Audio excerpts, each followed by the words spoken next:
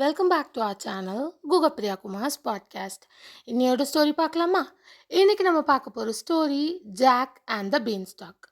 ஒரு காலத்தில் ஜாக்னு ஒரு பையனும் அவனோட அம்மாவும் ரொம்ப ஏழ்மையான வாழ்க்கை வாழ்ந்தாங்க.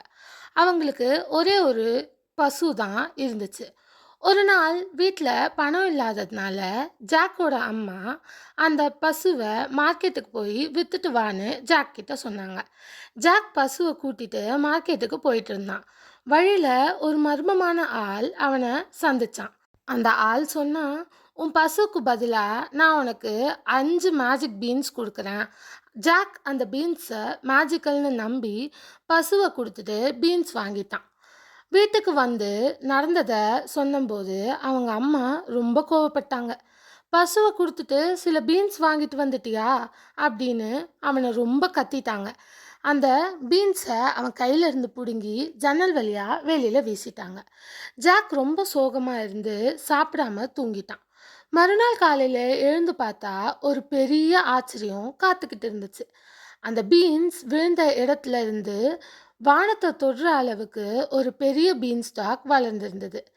ஜாக் ஆச்சரியத்தோட அந்த பீன் ஸ்டாக் மேலே ஏற ஆரம்பிச்சான். ரொம்ப நேரம் ஏறி கடைசியில மேகங்களுக்கு மேலே இருந்த ஒரு அதிசய உலகத்துக்கு போனான். அங்க ஒரு பெரிய ஜெயிண்ட்டும் அவனோட ஒய்ஃபும் வாழ்ந்து வந்தாங்க. ஜாக்குக்கு பசி அதிகமா இருந்துச்சு. அதனால ஜெயிண்ட்டோட ஒய்ஃப் கிட்ட போய், எனக்கு ரொம்ப பசி, கொஞ்சம் சாப்பாடு கொடுங்க அப்படின்னு கேட்டான். அந்த நல்ல மனசுக்காரி அவனுக்கு பிரெட்டும் மில்க்கும் கொடுத்தாங்க. ஜாக் சாப்பிட்டுட்டு இருக்கும்போதே ஜெயிண்ட் வீட்டுக்கு வந்துட்டான். ஜெயிண்ட் ரொம்ப பெரிய உருவம், பயங்கரமான முகம் கொண்டவன். ஜாக் பயந்து போய் ஒளிஞ்சுக்கிட்டான். வீட்டுக்கு வந்த அந்த ஜெயிண்ட் ஃபீ ஃபா ஃபோ ஃபம், ஒரு மனுஷனோட வாசம் வருது அப்படின்னு கத்துனான். ஆனால் அவனோட ஒய்ஃப் இங்கே யாருமே இல்லை அப்படின்னு சமாளிச்சிட்டா. சாப்பிட்டு முடிச்சதும் ஜெயிண்ட் ஒரு பெரிய பை நிறைய தங்க காசு எடுத்து எண்ணினான். பிறகு தூங்கிட்டான். அந்த நேரத்தில் ஜாக் அமைதியாக வெளியே வந்து ஒரு பை தங்க காசை எடுத்துட்டு வீட்டுக்கு திரும்பி வந்தான். அதன் மூலமாக அவங்க சில நாட்கள் ரொம்ப நல்லா வாழ்ந்தாங்க. ஆனால் ஜாக் மறுபடியும் அந்த பீன்ஸ்டாக் மேலே ஏறி ஜெயிண்ட் வீட்டுக்கு போனான். இந்த முறை ஜெயிண்ட் கிட்ட ஒரு அதிசய கோழி இருந்தது. அவன் லே அப்படின்னு அந்த கோழியை பார்த்து சொன்ன உடனே அந்த கோழி ஒரு கோல்டன் நெக்கு அவனுக்கு தந்துச்சு. ஜெயின் தூங்கின அப்புறம் ஜாக் அந்த கோழியை எடுத்துக்கிட்டு வீட்டுக்கு திருப்பி வந்தான். இப்போ அவங்க இன்னும் பணக்காரங்களானாங்க.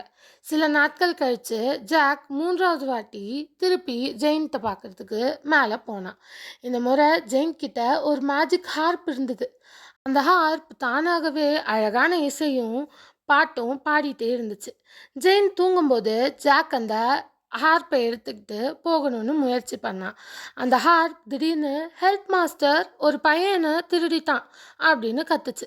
உடனே ஜெயின் எழுந்து ஜாக்கை பார்த்து கோவத்தில் பின்னாடி ஓடி வந்துட்டு இருந்தான். ஜாக் வேகமாக பீன்ஸ்டாக் வழியாக கீழே இறங்கி வீட்டுக்கு ஓடிட்டான். ஜெயின்ட்டும் அவன் பின்னாடியே வந்தான். உடனே ஜாக் ஒரு பெரிய கோடாரியை எடுத்து அந்த பீன்ஸ்டாக்கை வெட்டிட்டான். பெரிய பீன்ஸ்டாக் சரிஞ்சு கீழே விழுந்துருச்சு. அந்த ஜெயிண்ட்டும் கீழே விழுந்து செத்து போயிட்டான். இப்படி ஜாக்கும் அவன் அம்மாவும் பயம் இல்லாமல் செல்வத்தோட சந்தோஷமாக வாழ்ந்தாங்க. இந்த ஸ்டோரி நமக்கு 2 மாரலை சொல்லித்தருது. அது என்ன அப்படின்னா, courage, confidence and making the right decision at the right time can change your life. இன்னொரு தாட் என்ன அப்படின்னா, when opportunity comes, if you use them wisely, success is certain. புரிஞ்சிருக்கும்னு நினைக்கிறேன். புரிஞ்சுக்கோங்க. தேங்க்ஸ் ஃபார் வாட்சிங். லைக், ஷேர், சப்ஸ்கிரைப்லாம் பண்ணிக்கோங்க. நாளையோட thought வீடியோவில் உங்களை நான் மீட் பண்ணுறேன். By guys.